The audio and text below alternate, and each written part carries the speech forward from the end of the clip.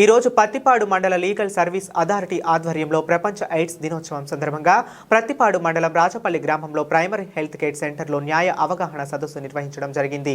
మండల legal service committee panel న్యాయవాది అవసరాల దేవి అధ్యక్షతన జరిగిన ఈ కార్యక్రమానికి ముఖ్య అతిథిగా డాక్టర్ పవన్ కుమార్ విచ్చేసి హెచ్ఐవి ఏ విధంగా సంక్రమిస్తుంది, దాని నివారణ చర్యల మీద అవగాహన కల్పించారు. ప్రభుత్వం అందిస్తున్న మందులు మరియు టెస్టులు కూడా ఏమీ అవగాహన కల్పించారు. ఆంధ్రప్రదేశ్ హెచ్ఐవి పేషెంట్లలో మొదటి స్థానంలో ఉండడం దురదృష్టకరమని, దీని నివారణ ఒక్కటే మార్గమని, హెచ్ఐవి సోకిన పేషెంట్ల పట్ల వివక్ష చూపకూడదని తెలియజేశారు. ప్యానెల్ న్యాయవాదులు బొగతా శివ మరియు బొంగులూరి మధుబాబులు మాట్లాడుతూ గ్రామంలో ఏ విధమైన సమస్యలు ఉన్నా వాటిని ఎమ్మెల్యేసీ దృష్టికి తీసుకురావాలని తెలియజేశారు. ఎయిడ్స్ వ్యాధిగ్రస్తులకు చట్టపరంగా అందే సహాయాలు వివరించారు. అనంతరం ప్యానెల్ న్యాయవాదులు ఏఎన్ఎంలు ఆశా వర్కర్లతో ఎయిడ్స్ను నివారించండి, సమాజాన్ని బాగు చేయండి అనే నినాదంతో గ్రామంలో ప్రదర్శన నిర్వహించారు.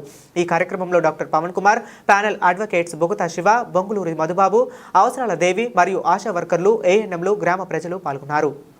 న్యాయ విజ్ఞాన అవగాహన సదస్సు ఏర్పాటు చేయడానికి మాకు అవకాశం కల్పించి ఈ కార్యక్రమంలో విచ్చేసిన అందరికీ కూడా అనేక విషయాలను చక్కగా బోధించినటువంటి పిహెచ్సి మెడికల్ ఆఫీసర్ గారు డాక్టర్ పవన్ కుమార్ గారికి ముందుగా ప్రత్యేక కృతజ్ఞతలు. అదేవిధంగా ఈనాటి కార్యక్రమం ప్రతిపాడు మండల న్యాయ సేవాధికార సంస్థ న్యాయవాదులైన సీనియర్ న్యాయవాది శ్రీ బొగతా శివ గారికి, అదేవిధంగా దేవి మేడం గారికి, అదేవిధంగా ఎమ్మెల్యేసీ బాధ్యురాలు శ్రీమతి దేవి గారికి ప్రత్యేక కృతజ్ఞతలు.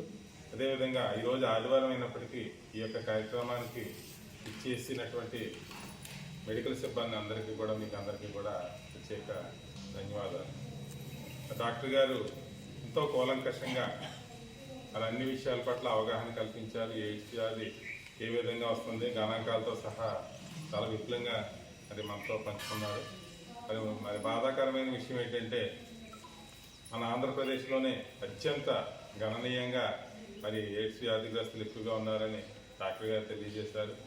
గత 20-25 సంవత్సరాల క్రితం చూసుకున్నట్లయితే ప్రభుత్వం వారు పెద్ద హోర్డింగ్స్లో పులిరాజాకి ఎయిడ్స్ వస్తుందని రకరకాలుగా, ఇంకా ప్రతి ఒక్కరికి ఎయిడ్స్ అంటే భయం పుట్టేలాగా మరి ప్రభుత్వాలు. మీరు దీన్ని అందరూ శ్రద్ధగా విన్నారు కాబట్టి మీరు ఎవరు నోట్ చేసుకోవాలి. మీరు దీన్ని మీ ఊరికి వెళ్ళినప్పుడు మీరు వాళ్ళకి ఒక అవగాహన కల్పించాలి.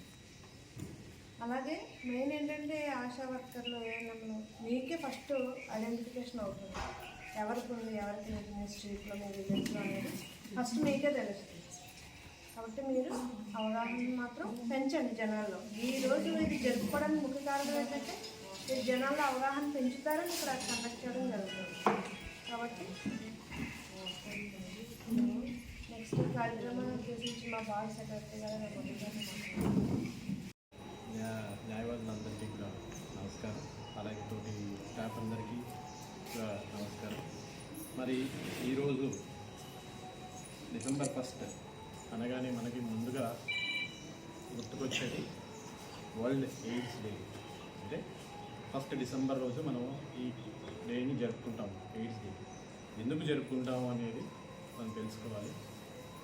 1988 నుంచి మనం ఈ కార్యక్రమాన్ని జరుపుకోవడం జరుగుతుంది. ఎందుకు జరుగుతుంది అంటే హెచ్ఐవి అనేది ఒక బాగా డేంజరస్ వైరస్ అనేది వన్స్ ఒకసారి బాడీలోకి ఎంటర్ అయింది అంటే అది బాడీలోంచి పోదు.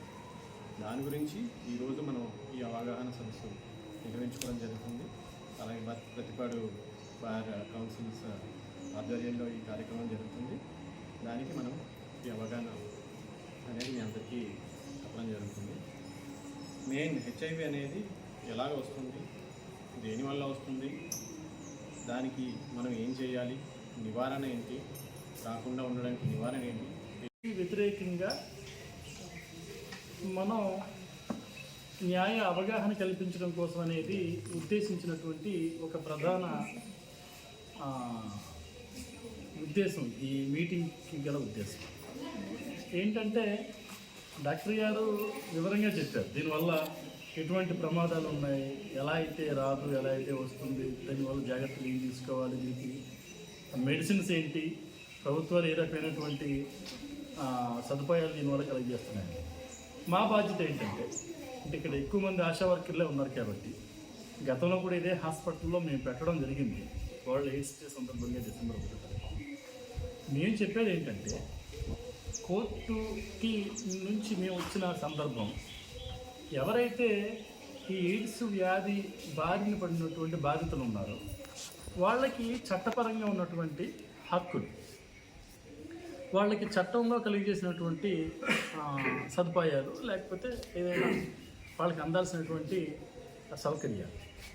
ప్రధానంగా ఈ ఎయిడ్స్ అనేది ఒక భయంకరమైన జబ్బుగా సమాజంలో ఒక ముద్ర వేయడం జరిగింది.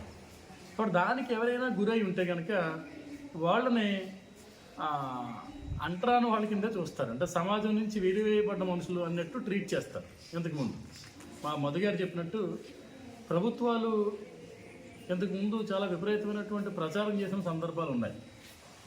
కానీ వాళ్ళ ప్రభుత్వాలు ఆశించినంత వరకు దాని ప్రచారం చేయట్లేదు. వాళ్ళది ఇంపార్టెంట్ కాదనుకున్నారో లేకపోతే అక్కర్లేదు